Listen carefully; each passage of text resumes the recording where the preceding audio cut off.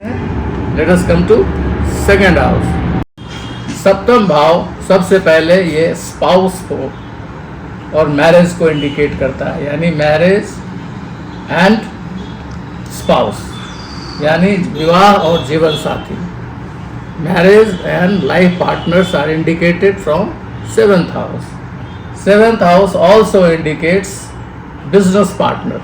आपके व्यावसायिक भागीदार अगर कोई है तो उसको देखा जाता है सातवें भाव से। सातवें भाव से हम ये भी देखते हैं कि गेटिंग पोस्ट, पद प्राप्ति, आपको कोई अच्छी पद प्राप्ति होगी या नहीं, इसका भी विचार सेवेंथ हाउस से किया जाता है। सेवेंथ हाउस से हम मारक घर माना जाता है। उस मारकत्व का निर्णय, यानी will somebody meet with an accident और इंजरी होगी या नहीं, इसका भी विचार सातवें घर से करते हैं। यानी second house and seventh house are considered मारक हाउसेस। और सेवेंथ हाउस से जो शरीर का पेल्विस यानी कुल्हा जो है वो सेवेंथ हाउस से इंडिकेट होता है। Now let us move to eighth house.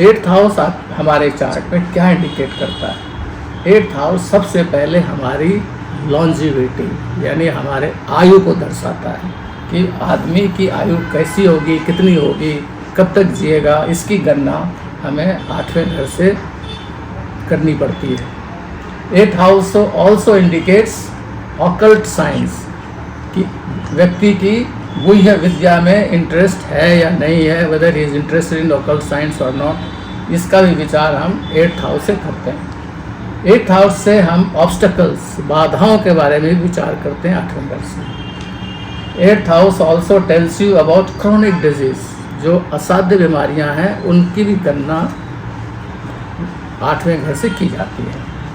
आठवां घर हमें ये भी बताता है कि कोई आदमी रिसर्च करेगा या नहीं, रिसर्च की उसकी अभिरुचि है या नहीं, weather he will be doing research यानी शोध कार्य करेगा या नहीं, ये भी हम आठवें घर से देखते हैं।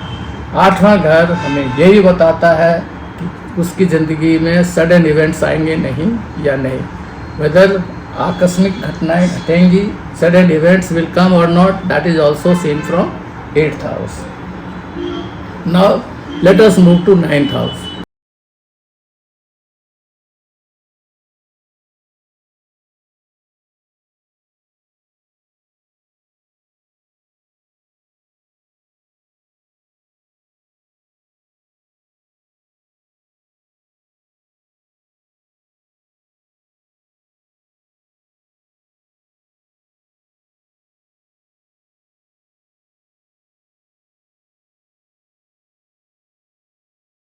नाइन्थ हाउस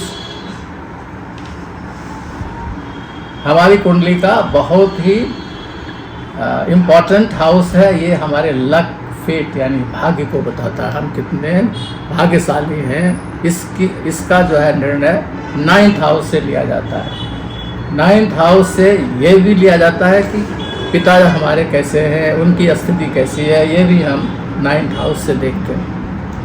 नाइन्थ हाउस यानी 90वें घर से गुरु का के बारे में भी पता लगता है, गुरु की भी गणना वहीं से होती है। नाइन्थ हाउस से ये भी पता लगता है कि आप रिलीजियस हैं नहीं हैं, आपका रिलीजन पे कितना फेथ है, ये भी हम नवम भाव से देखते हैं। नवम भाव आपके लॉन्ग जर्नी को भी इंडिकेट करता है, यानी लंबी यात्रा, whether you will go on long tours और not, that also we see from ninth house. Ninth house से हम पिलग्रिमेज, कोई तीर्थाटन पे जाएगा या नहीं, इसकी भी गणना हम नाइन्थ हाउस से करते हैं। Now let us move to 10th house.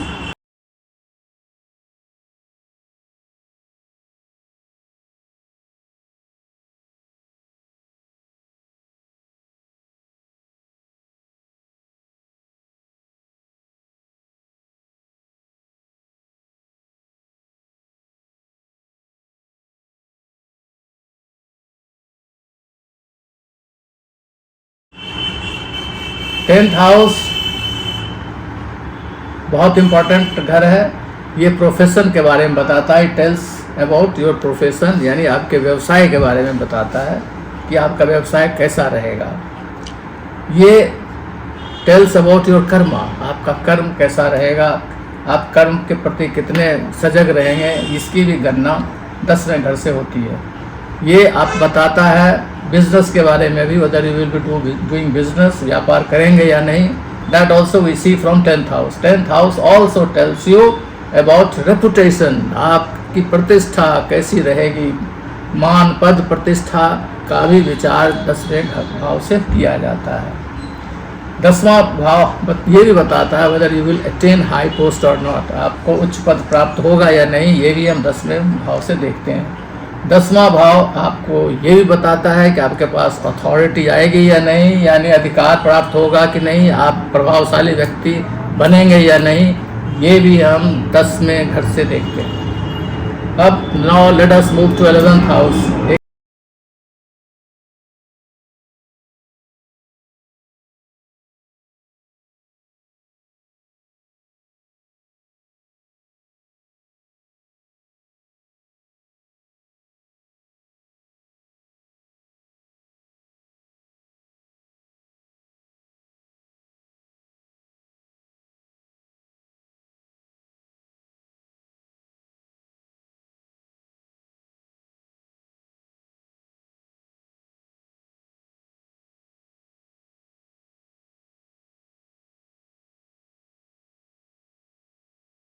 एकादश भाव जो है ये भी बहुत ही इम्पोर्टेंट भाव है, क्योंकि ये बताता है आपकी ज़िंदगी में गेन्स यानी लाभ मिलेगा कि नहीं।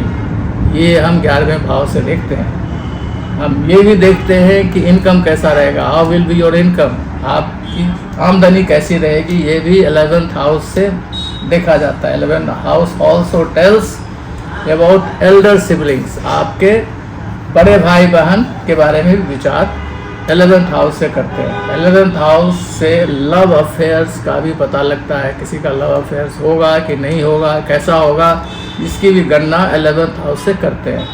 11th हाउस ये भी बताता है कि बंदे को बीमारी होगी कि नहीं, कोई डिजीज़ होगी कि नहीं, because it is 6th from 6th, यानी छठे घर से छठा घर है, इसलिए ये भी बीमारी को इंडिकेट करता है, रोग को। और ये लेफ्ट ईयर यानी बाएं कान को भी प्रदर्शित करता है, उसकी गणना भी हम 11th हाउस से करते हैं। अब कुंडली का सबसे आखिरी घर that is 12th house, we come to know about 12th house.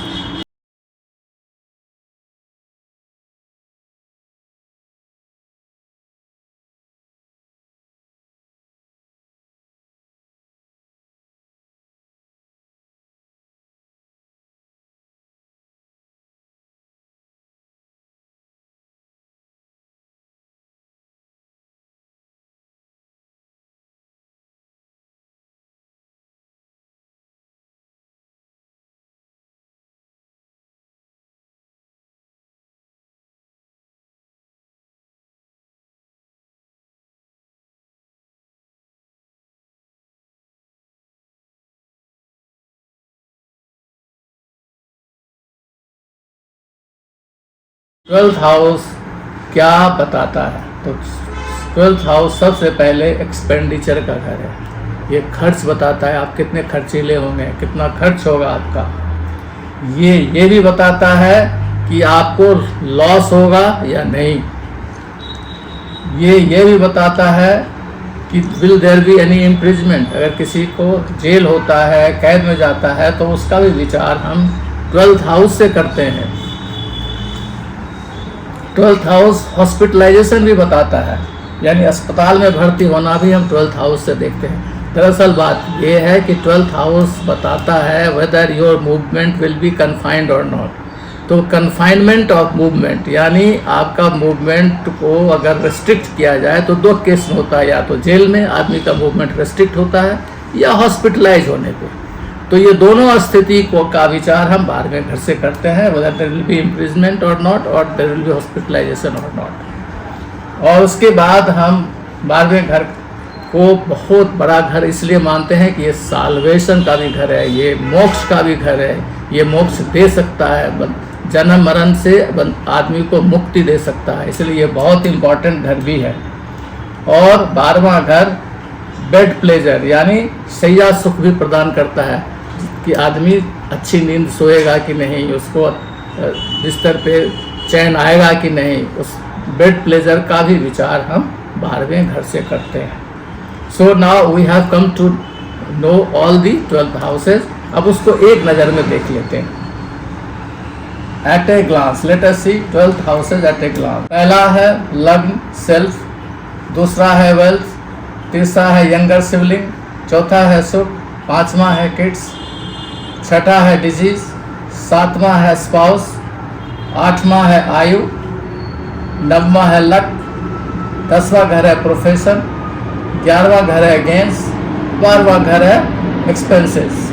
इसी को हिंदी में देखें आप तो हिंदी में ये पहला लग्न स्वयं को बताता है, दूसरा भाव धन को, तीसरा भाव अनुज को, चौथा भाव सुख को, पांचवा भाव संतान को, छठा भाव रोग को, सातवां भाव पत्नी को, आठवां भाव आयु को, नववां भाव भाग्य को, 10वां भाव पेशा, 11वां लाभ और 12वां खर्च। इस तरह से संक्षेप में हमने एक दृष्टि में कुंडली के 12 घर को समझ लिया कि वो क्या क्या दर्शाता है। इस